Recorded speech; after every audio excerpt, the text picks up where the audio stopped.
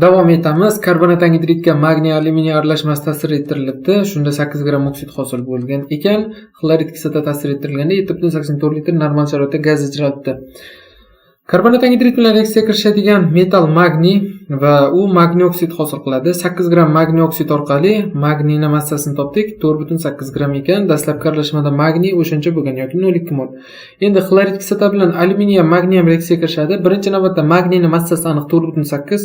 O'sha orqali qancha vodorod chiqishini topdik. Xlorid kislota bilan reaksiyasidan 0.2 mol vodorod chiqargan. Umumiy 7.84 litr, ya'ni 0.35 mol vodorod chiqqan. Shuni 0.2 si magniyni reaksiyasidan chiqqan bo'lsa, qolgan 0.15 alyuminiyni reaksiyasidan chiqqan. Reaksiyani yozib oldik. Endi tenglab o'zingiz yozarsiz. 1 mol, ya'ni 27 gram alyuminiy bo'lganda 1,5 mol vodorod chiqardi. 0.15 mol vodorod chiqqan bo'lsa, demak alyuminiy 2.7 gram ekan.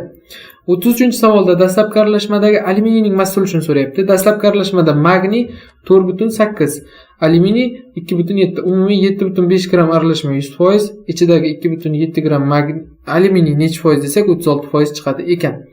34da aralashmadagi magniydan qancha olivin olish mumkin, ya'ni magniy silikat olish mumkin? 24 gram, ya'ni 1 mol magniydan 100 gram, ya'ni 1 mol olivin olish mumkin. 4.8 gram magniydan qancha olish mumkin desak 20 gram chiqadi ekan. D javob. 35da aralashmadagi alyuminiy bilan qancha magnetitni qaytarish mumkin, ya'ni temir qo'shoksidni qaytarish mumkin. Reaksiyasini yozib oldik. Endi alyuminiyning massasini 8 karra 27 qildim. Nima uchun? Mana bu 2.7 bilan qisqarishini ko'rsatish uchun. 8 karra 27, ya'ni 8 mol alyuminiy sarflanganda 696 gram temir qo'shoksid sarflanar ekan. 2.7 gram bo'lsa qancha bo'ladi? Proporsiyani ishlasak, mana bu 2.7 bilan 27 qisqaradi. 10 ga 1 bo'ladi. Mana bu 696 bilan 8 ni ham qisqartirsak bo'ladi. 8 ga qisqarsa 1 ga 67 bo'lardi desmasam, 67 bo'ladi. Lekin bu yog'ini menimcha 67 emas, 87 bo'ladi, uzr. 87 bo'ladi. Keyin bu yog'ini hisoblasa bo'ladi. 87 ni 1 ga ko'paytirib 10 ga bo'lsak 8.7 gram degan F javob chiqadi ekan. Keyingisi Y mol havo, X mol ozon bilan demak qo'shilibdi. Natijada olingan aralashma kaliy yodid eritmasidan o'tkazilganda 508 gram yod chiqqan. Ya'ni bu yoqda ozonni o'ziga bu sifat reaksiya hisoblanadi. Yod hosil bo'ladi. Reaksiyani yozdik. 1 mol ozon sarflanganda 254 gram yod chiqadi va uni yonida 1 mol kislorod chiqadi. Kislorod nima uchunligini hozir ko'ramiz. Mana bu 508 gram yod orqali sarflangan ozonni topdik 2 mol, hosil bo'lgan kislorodni topdik 2 mol. Endi mana shu tasavvur qilyapsiz, boshida nima bo'lgan? Havo bilan ozon bo'lgan.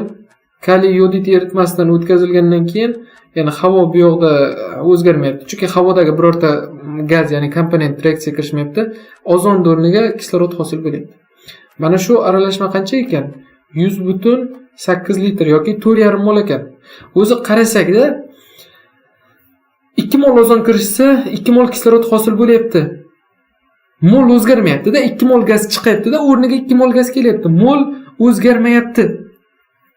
Keyingi aralashma ozon havo qancha bo'lsa, keyingi aralashma, ya'ni havo kislorod ham shuncha bo'ladi. Mol o'zgarmayotgani uchun. Mana bu havo kislorod umumiy 4,5 mol bo'lsa, bu degani dastlabki havo bilan ozon ham 4,5 mol bo'lgan. Mana 4,5 mol bo'lsa, havo bilan ozon 4,5 mol bo'ladi. Ozonda o'zi 2 mol bo'lsa, reaksiyada demak yod orqali topdik. Qolgani nima bo'ladi? 4,5 dan 2 ni ayirsak 2,5 mol havo bo'ladi. Bu menimcha tushunarli. O'sha 2,5 mol havoni 20%, ya'ni 0.5 mol kislorod bo'ladi. 80% ya'ni 2 mol azot bo'ladi. Ikkala gazni massasini topib qo'shib olsak 72 gram bu o'sha havoning massasi bo'ladi. Ya'ni havoda faqat azot va kislorod bor deb taqriban hisoblasak, mana shu 72 degan javob chiqadi. Keyingisiga o'tamiz. 80 gram 20% li miski sulfat eritmasiga 2.75 gram miski sulfat qo'shilganda, demak to'liq qistirilib yana to'liq eritilganda, yana dastlabki haroratga tushirilgandan keyin miski porosi qanchadir gram cho'kmaga tushgan. Shuni massasini toping deyapti. Bu haqida biz foiz konsentratsiya mavzusida gaplashganmiz. Bundan oldin ham variantlarimizni biz ko'rganmiz. Xohlasangiz o'sha foiz konsentratsiyada adashmasam yoki eruvchanlikdan qaysi biridadir borda eruvchanlik yo foiz konsentratsiya haqida qilgan videomizda bor. O'sha qisqasi eritmadan x gram chiqib ketadi, plus qo'shilgan tuz ham cho'kmaga tushib ketadi. Mana shu ikkalasi birgalikda nima bo'ladi? Mis kuporosini tashkil qiladi. Eritmadan x gram chiqib ketsa, o'shani 20% tuz bo'ladi, qolgan 80% suv bo'ladi. Shuning uchun x gramda 80% mana bu mis kuporosidagi suv bo'ladi. Ya'ni cho'kmaga tushgan mis kuporosidagi suv bo'ladi. Mana shuni 20% 0.2x va qo'shilgan tuz 2.75x. Mana shu ikkalasi birgalikda mis kuporos cho'kmaga tushgan mis kuporosidagi tuz bo'ladi. Mana ikkalasini demak proporsiya qilyapmiz. Mis kuporosini 1 molida 160 gram tuzga 90 suv to'g'ri kelar ekan. Bizda 2.75 plus 0.2x tuzga 0.8x suv to'g'ri kelyapti. Qisqasi x topsak 2.25. Eritmadan chiqib ketgan demak cho'kma tarkibiga chiqib ketgan eritma bu 2.25, qo'shilgan dastlabki tuz 2.75. Ana shu ikkalasi birgalikda cho'kmaga tushyapti, umumiy 5 gram bo'ladi. Buni boshqacharoq uzunroq usulda ishlasa bo'ladi. Endi uni ko'rsatgim kelmayapti. Kimdir qiziqsa Telegramda yozsangiz ko'rsatishingiz mumkin. Lekin siz mana bu foiz konsentratsiya videosini agar ko'rmagan bo'lsangiz, agar biroz qiynalsangiz, o'shani ko'rib olsangiz ham yaxshiroq bo'lardi. Balki qaysidir masalani osonroq usulda siz yechishni o'rganib olarsiz. Davom etamiz. Kalsiy karbonat va noma'lum A tuz aralashmasi to'liq parchalanishidan demak 43.2 gram qattiq qoldiq, 7.2 gram suv va 24.8 gram normal sharoitda 0.6 mol gazlar chiqdi. Oxirida so'raydi dastlabki aralashmani toping. Dastlabki tuzlar demak qizdirilganda qattiq qoldiq hosil bo'lyapti, suv hosil bo'lyapti, gaz hosil bo'lyapti. Bo'ldi, massani saqlanish qonuniga ko'ra mana bu hosil bo'lgan moddalarning hammasini massasi dastlabki massaga teng bo'ladi. Mana birinchi usul qattiq qoldiqning massasi, suvning massasi, gazlar massasini qo'shsangiz 75.2. Mana shu javob chiqarib qo'ysangiz bo'ldi. Bu masala ancha unaqa boshqa o'tirib ishlash shart emas. Xo'p, agar yechamanman desangiz, original usulni misol uchun boshqa masalada misol uchun uchala moddani massasini berib qo'ymasachi, unda nima qilaman desangiz, unda mana bunday bo'ladi yechiman. Aytayapti, qattiq qoldiq tarkibida bu yoqda kalsiy karbonatdan kalsiy oksid chiqadi va qanaqadir oksid bor ekan yoki umuman modda bor ekan. Suvda eritilganda kalsiy oksid suv bilan kirishib kalsiy gidroksid hosil qilib ketadi. Lekin mana bu yerda aytayapti, suv bilan ta'sirlashganda massa bo'yicha 68.5% 3 valentli metal saqlagan metal oksidi erimay qolgan, ya'ni cho'kmaga tushgan metal oksidi 15.2 gram ekan, ichida 68.5% metal ekan. Mana 15.2 ni 68.5% ni topdik, 10.4 gram metal bo'ladi. Demak 15.2 gram oksiddan 10.4 metal bo'lsa, qolgan 4.8 kislorod bo'ladi. Endi ekvivalent orqali biz nimani topamiz? Kislorodni topamiz yoki siz metal 3 oksidligini bilasiz-ku. Xohlasangiz mana shu orqali topib ketsangiz bo'ladi. 10.4 gramiga 4.8 kislorod to'g'ri kelar ekan. 10.4 gramiga 4.8 gram kislorod to'g'ri kelar ekan. Endi 3 mol kislorod bo'lsa 48 gram kislorod qancha metalga to'g'ri keladi desangiz, 104 gram chiqadi. Bu qancha metalning massasi bo'ladi? 2 mol metalning massasi bo'ladi. 104 2 bo'lsangiz 52 xrom chiqadi. Endi biz ekvivalentdan ketdik. Kisloroddagi massasi, ekvivalent massasi 8 ni qo'ydik. Metalning ekvivalenti 17.33 ekan.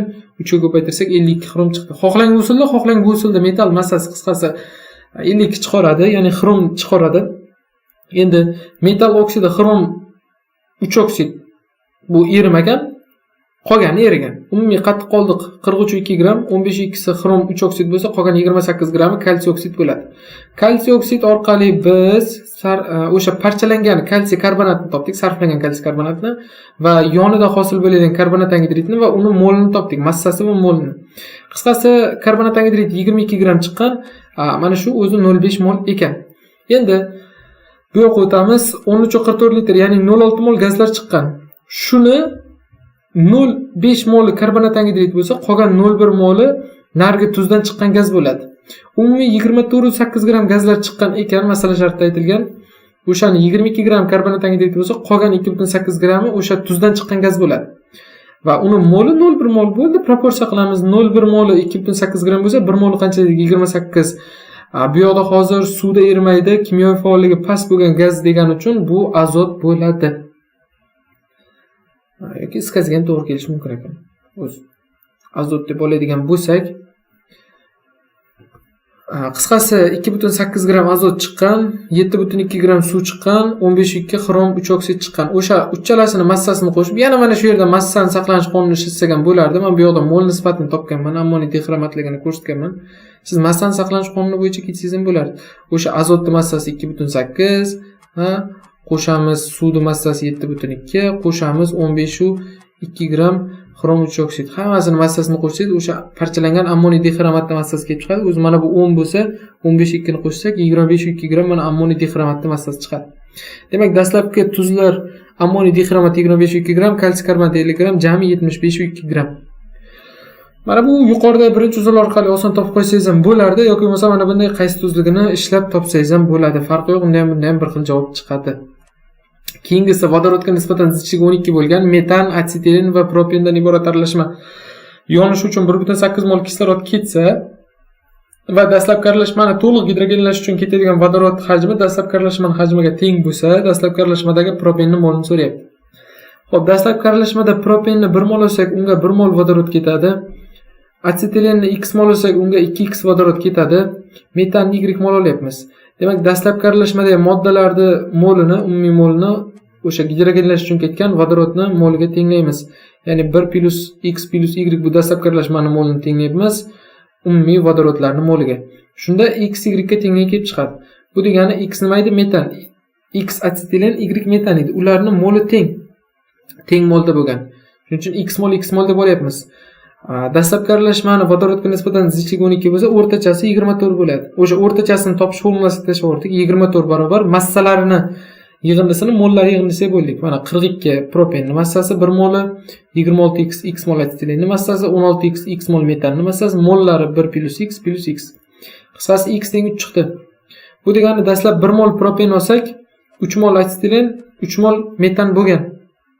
Men to'g'ridan-to'g'ri hammasini bitta reaksiyada yondirib yordim.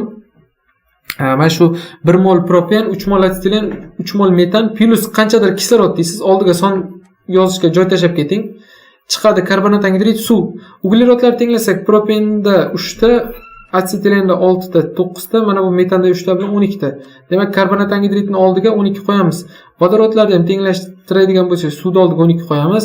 Umumiy kislorod topadigan bo'lsak, 18 qo'yamiz oldiga. Endi proporsiya qiladigan bo'lsak, agar reaksiyada 1 mol propen, demak 1 mol propen reaksiyada qatnashsa, jami 18 mol kislorod ketar ekan. 1,8 mol kislorod ketsa, qancha propen sarflangan? 0,1 mol chiqadi. Bu dastlabki aralashmadagi propenning moli. Oxirgi savolimiz oksalat va propion kislotalar 0,5 mol aralashmasi bor ekan. Aralashmaga demak 110 gram, ya'ni 1,1 mol kaliy gidrokarbonat qo'shilgan. Ortiqchasini, ya'ni kaliy gidrokarbonat ortib qolyapti va mana shunga demak gaz chiqishi to'xtaguncha sulfat kislota qo'shilyapti. Molyar konsentratsiyasi 0,8 mol taqsim litr bo'lgan. Demak 375 ml sulfat kislota eritmasi sarflanyapti. Ya'ni tushunarli, ikkita kislota aralashmasi bo'lgan, kaliy gidrokarbonat tashlangan, qanchadir ortib qolyapti. O'shanga sulfat kislota qo'shyapti. O'sha kaliy gidrokarbonat sulfat kislota bilan kirishib, karbonat angidrid gazini hosil qilyapti. O'sha gaz hosil bo'lishi tugaguncha deyapti. Ya'ni ortib qolgan kaliy gidrokarbonatni sulfat kislota bilan neytrallayapmiz hozir. Bu yoqda ham tuz bor-ku, faqat karbonat, gidrokarbonat anioni qisqasi eritmadan chiqib ketyapti. Karbonat angidrid ko'rinishda. Qisqasi sulfat kislota molini topadigan bo'lsak, 0,8 molyarni hajmni ko'paytirsak 0,3 mol sulfat kislota bo'ladi. Endi mana shu yerda sulfat kislota bilan 1:2 nisbatda kirishi mumkin. Kaliy OH, kaliy gidrokarbonat yoki 1:1 nisbatda kirishi mumkin. 1:2 nisbat bo'yicha oladigan bo'lsak, javob chiqmadi. Shuning uchun 1:1 nisbatda olib ishlayapmiz. Ya'ni 1 mol gidrokarbonat, kaliy gidrokarbonati 1 mol sulfat kislota bilan kirishadi. 0,3 mol sulfat kislota bilan 0,3 mol tuz sarflangan, ya'ni reaksiyaga kirishgan. Umumiy kaliy gidrokarbonatimiz 1,1 mol edi. Shuni 0,3 mol ortib qolgan, ya'ni sulfat kislota bilan kirishgan bo'lsa, qolgan 0,8 moli nima qilgan? O'sha oksalat va propion kislota bilan reaksiyaga kirishgan. Endi oksalat kislotani x mol oldik, propion kislotani y mol oldik. Ular bilan reaksiyaga kirishadigan kaliy gidrokarbonatlar 2xy bo'ladi. Bo'ldi, umumiy kaliy gidrokarbonatlarni mana shu kislotalar bilan kirishgan 0,8 molga tengladik. Dastlab kislotalar 0,5 molga tengladik. X ni topsak, ya'ni oksalat kislotani molini topsak 0,3 mol bo'ldi. massasini so'rayapti ekan bizdan. Shuning uchun 90 ko'paytirsak 27 gramm bu oksalat kislotani massasi chiqdi. Xo'p, kimdadir qanaqadir savol bo'lsa, tez gapirgan bo'lsam, yana qaytaraman, Telegramda yozsangiz bo'ladi. Sharoitga qarab javob beraman. Har doim javob beraman deyolmayman. Sharoit bo'lsa, vaqt bo'lsa javob beraman. Shunaqa gap do'stlar, sog' bo'lasizlar, omon bo'lasizlar. Paka paka.